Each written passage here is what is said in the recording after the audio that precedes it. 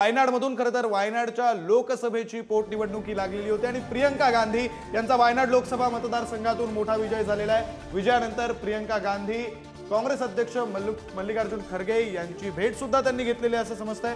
प्रियंका गांधी यांचा वायनाडमधून मोठा विजय झालेला आहे।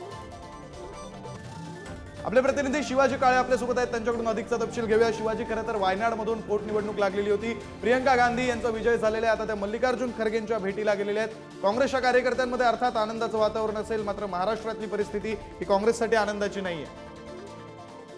एकंदरीत महाराष्ट्रामध्ये जरी दारुण पराभव झाला असला तरी काँग्रेससाठी एक जमीची बाजू म्हणून प्रियंका गांधी ह्या लोकसभेमध्ये पोहोचलेल्या आहेत।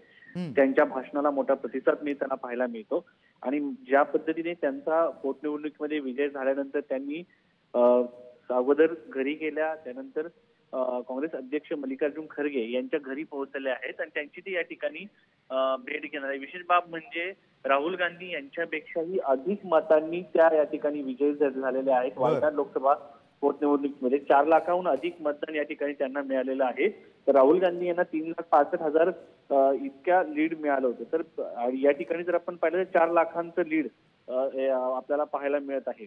तर एकंदरीत मोठ्या मताने प्रियंका गांधी यांचा हा विजय झालेला आहे आणि त्यामुळे त्या आता मल्लिकार्जुन खरगे यांच्या भेटीसाठी पोहोचलेल्या आहेत आणि या ठिकाणी भेट घेतल्यानंतर एकंदरीत काँग्रेस कार्यकर्ते जे आहेत त्यांचं जे केंद्र आहे त्यामध्ये प्रियंका गांधी विजयी ठरल्याने थोडा तरी उत्साह आहे। मात्र काँग्रेसमध्ये मोठा पराभव झाल्याने एक मोठी पराभवाची छाया एकंदरीत सगळ्या काँग्रेसच्या केंद्रावरती आहे आणि काँग्रेस कार्यालयामध्ये देखील, मुख्यालयामध्ये देखील एक अशांतता पसरलेली आहे। कारण महाराष्ट्रासारख्या राज्यामध्ये काँग्रेस आतापर्यंतच्या सर्वात नीचांकी आकड्यावरती येऊन पोहोचल्याचं समजतंय। त्यामुळं काँग्रेसची जी आहे त्यांचं मंथन तर निश्चितच होईल, मात्र हा मोठा पराभव असेल कारण लोकसभेला एक मोठा विजय काँग्रेसला मिळाला होता। मात्र भाजपने ज्या पद्धतीने कमबॅक केलेला आहे, गावखेड्यापर्यंत गेले, लोकांपर्यंत योजना पोहोचल्या, लाडकी बहीण योजनेसारखी योजना लोकांपर्यंत पोहोचली।